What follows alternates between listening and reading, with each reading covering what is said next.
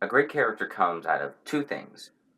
First is great components, and two, a great execution. We're going to talk about all of that starting in about 5 seconds. Welcome to Intelligence 14 Wisdom 2, and I think I got it. So of the two things that make up a great character, let's talk about the second thing first. This is execution, the way you play the character, whether it be the role play or simply the role play. That is execution, and that I'm not going to really help you with that today. There are other videos about how to role play, and just generally experience is going to help you master this. But I think I can help you with the first part, which is the great components. Now, I'm a very smart person, well, vaguely, so when I approach a problem, the first thing I try to do is I try to understand that. And that's what this chart that I showed you in the thumbnail is all about. This is your character. Yes, it's a bunch of dots, but soon we're going to put some words on those dots, and it's going to mean things. So the first dot up at the top, this is the purpose. This is the answer to the question, why do you want to play this character? Now the first answer you might come up with for your very first character that you played is because I needed the character to play the game, and this was the character that we created or the character that was given to me. But as you grow and understand what it means to D&D, you start to develop other reasons. For me, this is I want to create this grand campaign-long story. Sort of subtle at first, but leads up to these big climactic moments, and those are the type of characters that I want to play. At least I'm a DM, so I don't usually get to play characters. But anyways, when I do, I try to make these big campaign overarching stories. But the purpose could be anything. It could be you want to create a very powerful fighter, or a very helpful wizard. Maybe you're a very prideful sort of person, or a very cunning, and you're not sure where that's going to lead. This is going to be my personality, and I'm going to role play this out to the best of my ability. And all of those are perfectly fine purposes for playing a character. As long as the purpose isn't to take away the fun from the other people, you're usually good. Now, let's get to the essential bit. This is the concept. This is the defining characteristics, the defining traits of your character. Another way to put it is the things that, if you change this about the character, it ceases to be that character. Now, this is very hard to determine from, looking outwards in, but it's somewhat easier to understand why you're creating the character. It's more in the forefront of your mind. So I'm going to give an example that most of us know, and then some examples of my characters. The first, we're going to talk about Harry Potter. Now, there's a lot of stuff about Harry Potter. His mood swings, his Quidditch, his skill as a wizard, but the concept is the thing that if we change it about Harry, he ceases to be Harry. I think that that concept is that everybody thinks he's going to be he's this great wizard. Everybody thinks so that he's a very powerful wizard, but he's just an average person. And so that's the story that he has to work with. That's the conflict. He has to deal with the fact everybody thinks he's this amazing guy, but he's just an ordinary guy who is forced to do extraordinary things. So that's the concept of Harry Potter. And, maybe I'm wrong. I'm not that much of a literary critic, so it could be wrong about what this central thing about Harry is, but we're going to elaborate on this more, and hopefully you will be able to understand through Harry this chart. Another character that I think has a concept that we all understand is Bilbo Baggins from The Hobbit. Why do I need to say The Hobbit? We all know that's where Bilbo Baggins is from. Anyways, the concept of Bilbo Baggins, the thing that's central to his character is the fact that he likes comfort, but he also likes adventure. And the concept of his character is him struggling with that, deciding does he want comfort or does he want adventure. Both are cool. One is a lot more dangerous, but also a lot more rewarding. Both in I'm more than just some guy who sits at his home smoking pipeweed sense, and also in the, you get more richer.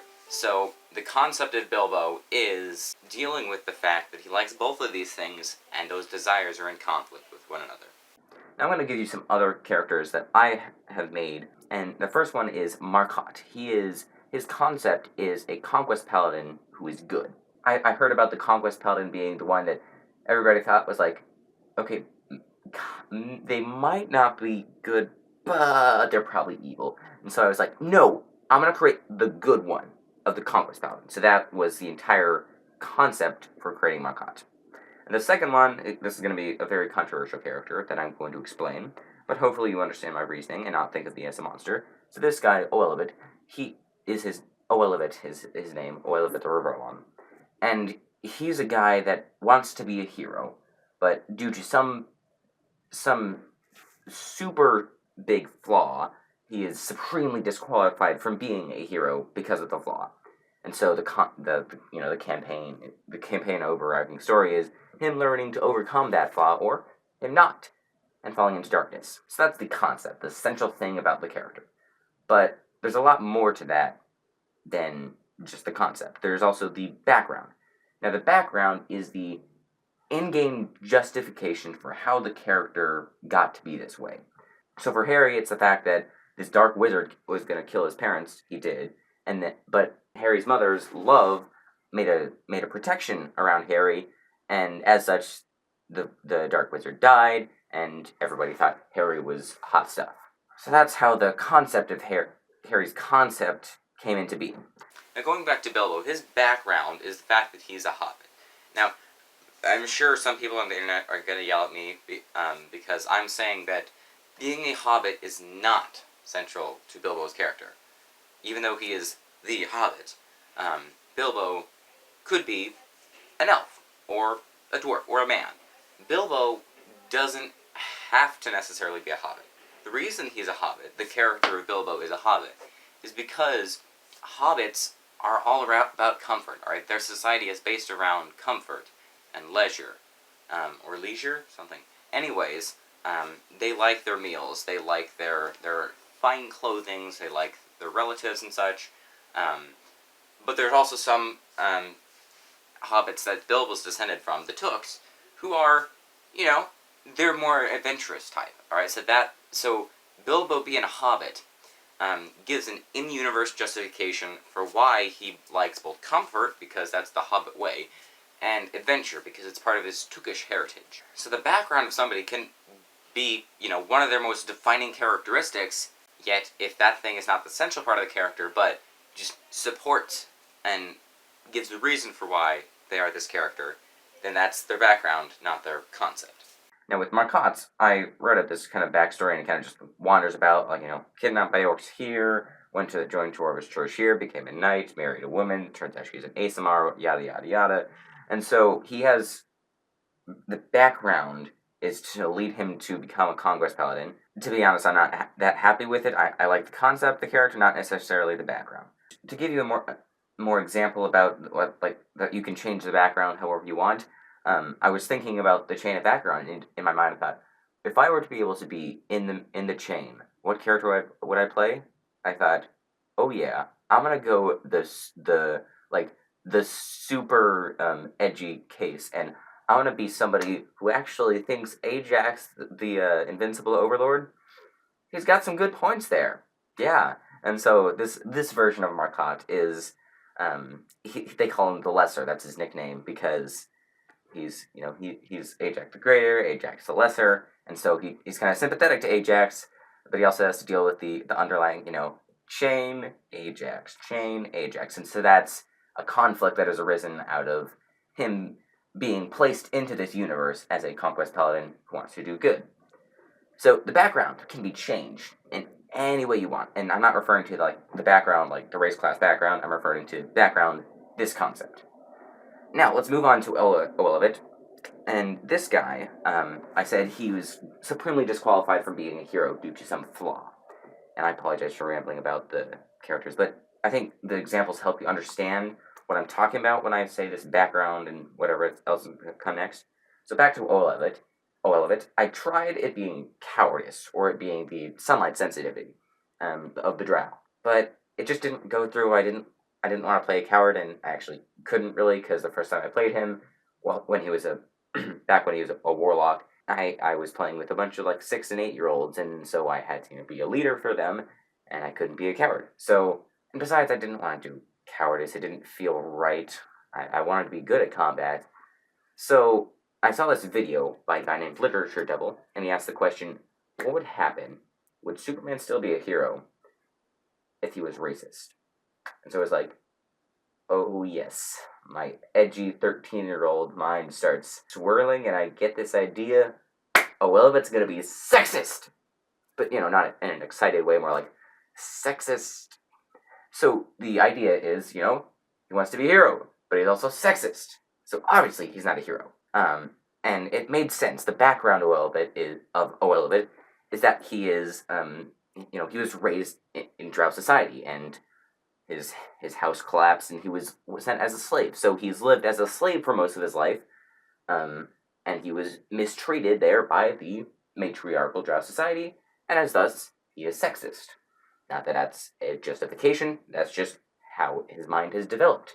And so that is why Oelibet's sexist, how this concept came to be. Now, there's an interesting thing about Oelibet. The idea of him being sexist, I really want that to happen.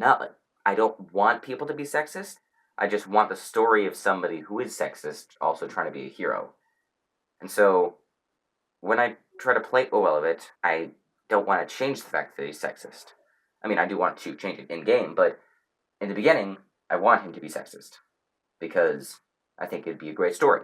There are some things from the background that sort of migrate into a middle ground between the background and the concept, the things that can be changed and the things that can't. And this is what I call the aspect. Oelibet being sexist, this has moved into the aspect area where I want this to happen, so I've chosen this to be also immutable. Another thing that I think, to give a few more examples, let's go to James Bond. There's a controversy about James Bond, they're switching him to be a woman. I'm going to completely avoid that. I'm going to say British. James Bond is British, currently has been British. Can he still be James Bond if he is not British, if he does not work for MI6? I'd say no. It's become part of the aspect, the idea of James Bond, and also the name James Bond itself. What's your name? Bond. James Bond. That phrase is part of the aspect of the character. I don't know enough about James Bond to, decide what is his concept. I haven't watched a single James Bond movie, but I know enough to know that it's something to do about being a super spy. The phrase Bond, James Bond, and being British, they could easily be replaced, but we choose not to because that's part of the legend of James Bond, the aspect of James Bond.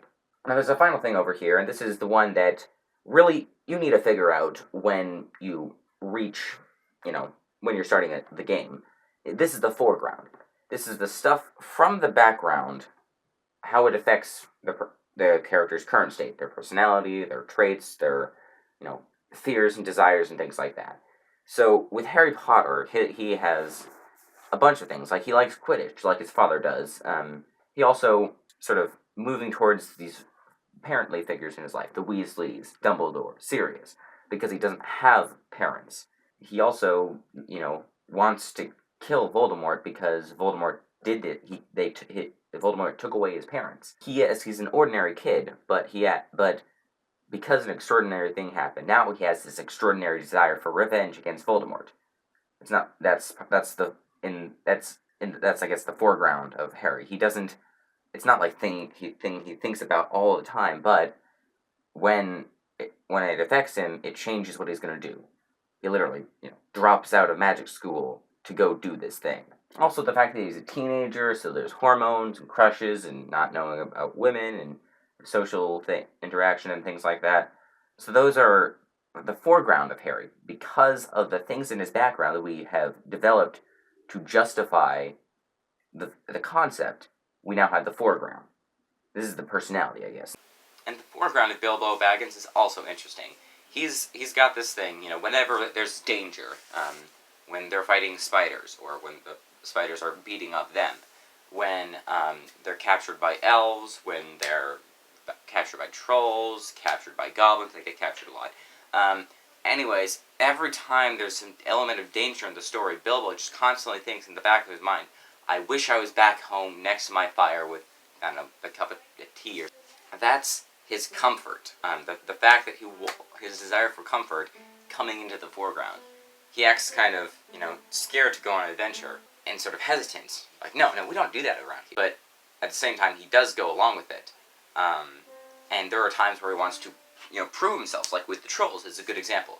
He goes, kind of reluctantly, to go see what that light in the distance is, and it's trolls. He's like, I want to show them, I want to prove myself to them, that I can be adventurous. So I'm going to go in and I'm going to try to burgle something, because that's my job as an adventurer, a burglar. And that's, again, another element of the desire of his backstory and his concept coming into the foreground. His foreground, the way he acts, is either one of the two desires. There's other stuff in there, like, he doesn't kill Gollum not because comfort or adventure, but mercy is good. Like, there's more to him than just that, but a lot of the foreground is about those two desires competing against each other. And so, going back to Oelevit, my character, my sort of edgy alternate drow rogue. He's a rogue now. The foreground is he's very confident and bold and very raised the fist high in the air with the sword in the hand. Like, there was one time where he literally walked up to the sheriff. Behold, I am Oelevit. I'm going to be here for a bit as the resident hero, and then just left. And so he's very sort of brash and doing the things that heroes would do. Never split the party and always take the quest. Why? Because that's what heroes do. And we want to be heroes, do we not? And also, the sexism thing, it's a part of the foreground, because the background, made him so that it's part of the foreground, it's also part of the aspect. But this right here, this is we have constructed, this is the graph of a character. So going back to the beginning, when I said, what makes a great hero? Great components. You gotta make these things great. Start with the concept. What is the story you want to tell? Or what is that thing you want your character to do? Because if you want to play a powerful character, then that's a great concept for you. And if you're more of a roleplay person, and that's what sounds good to you, go do that. If the concept is something that you like, that's what makes it great for you. Because the game is about having fun. And so the concept of the character, and also the background, the foreground, or whatever, if that's all great, then you're going to have a great time. That's all that matters. D&D is about having fun. Full stop, space, parentheses, question mark, parentheses. More on that later.